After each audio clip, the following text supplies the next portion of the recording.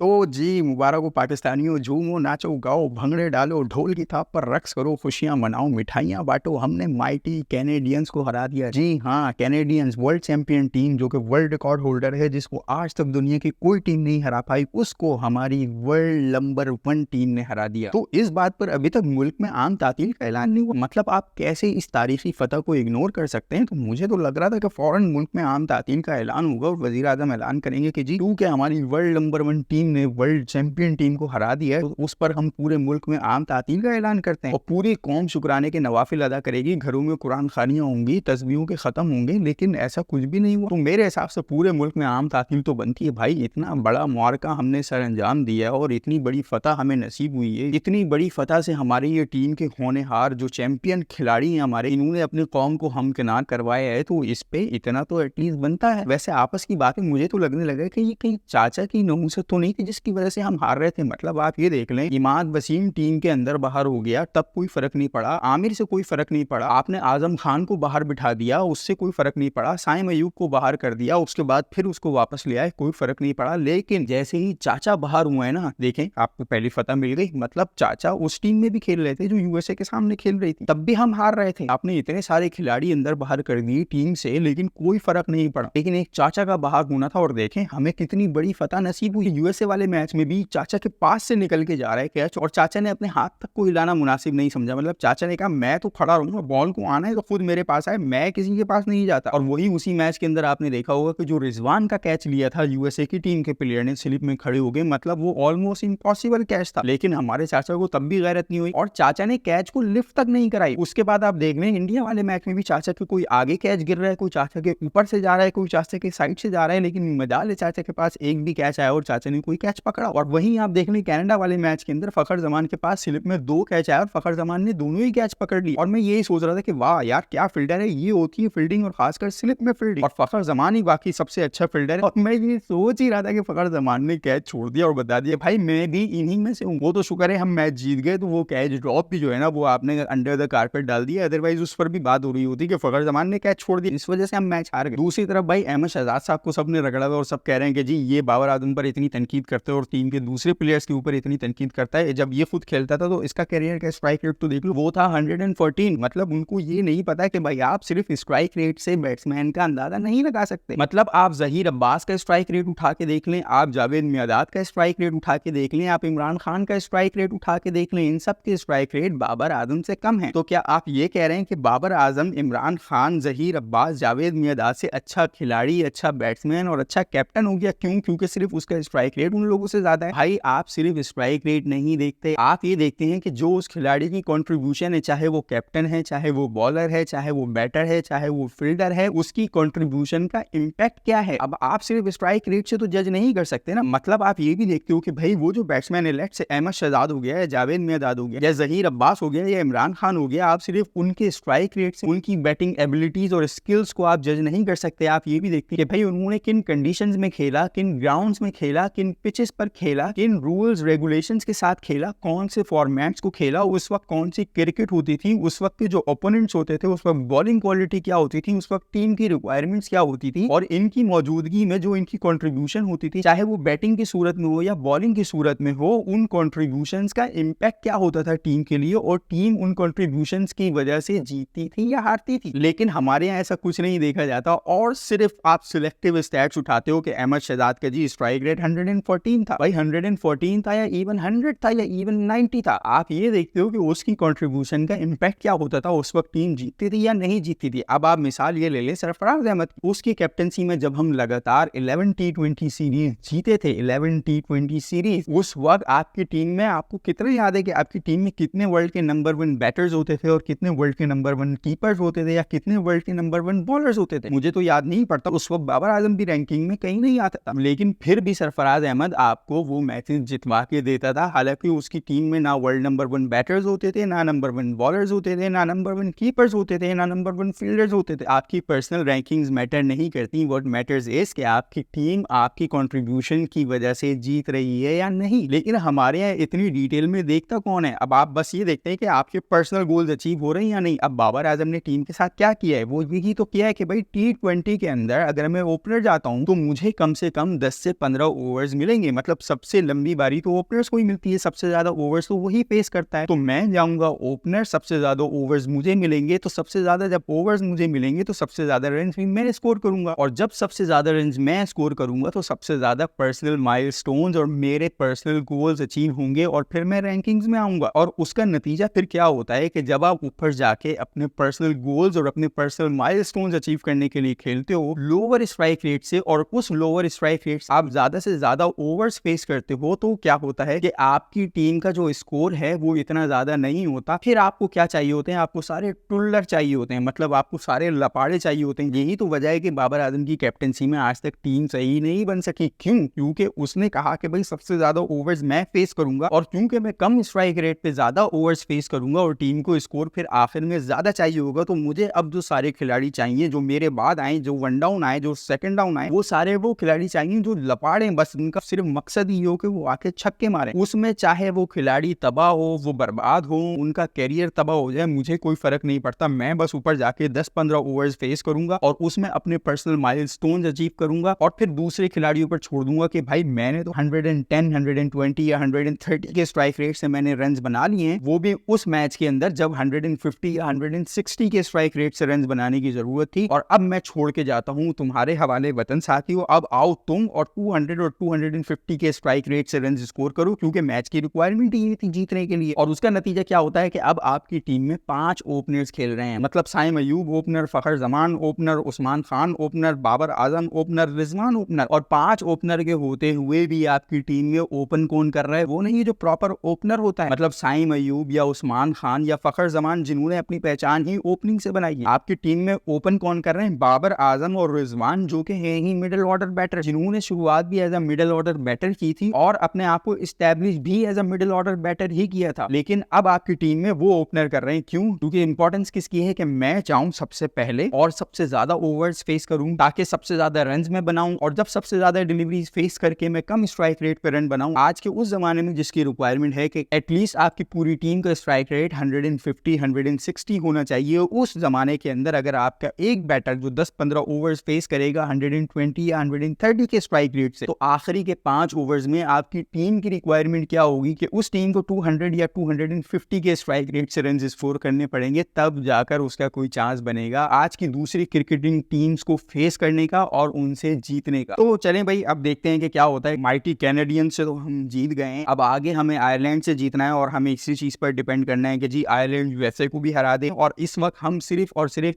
एक बारिश की मार है, मतलब एक तो इतने इफेंट्स बट्स हैं कि जी हम कनाडा से अब जीत चुके हैं, अब हमें जाके आयरलैंड को लंबे मार्जिन से हराना है, और फिर हमें ये उम्मीद रखनी है कि यूएसए आयरलैंड से भी लंबे मार्जिन से हारे। और फिर उसके अंदर इस बात का भी ध्यान होना चाहिए कि ना पाकिस्तान आयरलैंड के मैच में बारिश हो और ना ही यूएसए और आयरलैंड के मैच में बारिश हो। मतलब आप ये देख लें कि अभी से जो प्रेडिक्शन है ना, एटलीस्ट 60% प्रेडिक्शन है कि पाकिस्तान और आयरलैंड के मैच में बारिश हो सकती है और वो मैच अबेंडन हो सकता है। और जो आयरलैंड और यूएसए के मैच में बारिश की प्रेडिक्शन है वो है तकरीबन 91%, कि भाई 91% चांसेस हैं कि बारिश होगी और मैच खत्म हो जाएगा, अबेंडन हो जाएगा। तो अगर किसी भी मैच में बारिश हुई या किसी भी मैच में पाकिस्तान हारा या किसी भी मैच में यूएसए जीत गया, तो हमारा चांस खत्म है और फिर हमारे खिलाड़ियों को डायरेक्ट फ्लाइट लेनी पड़ेगी अपने घर के लिए। तो चलें जी, आज की वीडियो यहीं खत्म करते हैं। अपना बहुत सारा ख्याल रखिएगा, मिलते हैं आपसे नेक्स्ट वीडियो में। अल्लाह हाफिज।